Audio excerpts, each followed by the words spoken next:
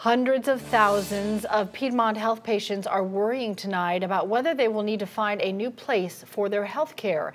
The health system failed to make a deal with a major insurance provider before the previous contract ended over the weekend. Your concerns about how this impacts you have driven this to be one of our top stories of the day, reaching more than 138,000 people, with hundreds of you sharing questions and comments. So exactly what is behind this standoff and why did it get to this point? John Sherrick is digging into that part of the story. Blue Cross Blue Shield of Georgia is not talking about its contract dispute with Piedmont Healthcare over coverage. But Piedmont Healthcare tells me there are three main issues that the doctors and the insurance company can't resolve as they try to negotiate a new 3-year contract.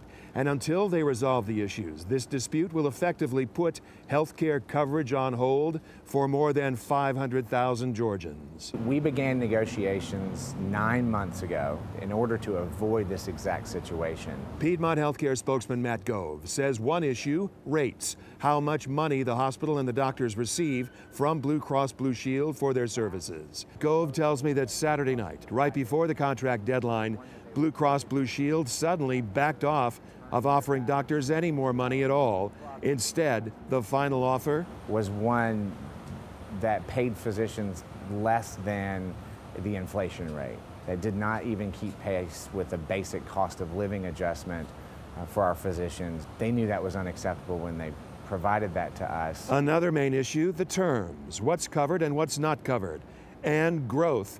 Piedmont wants to include additional doctors and hospitals in network coverage as the system grows. Again, Blue Cross Blue Shield is not answering questions, but does say negotiations will continue. Coming up at 6, how patients with continuing needs can continue to receive the lower in-network rates, even while all of this is up in the air. At Piedmont Hospital on Peachtree, John Sherrick, 11 Alive News.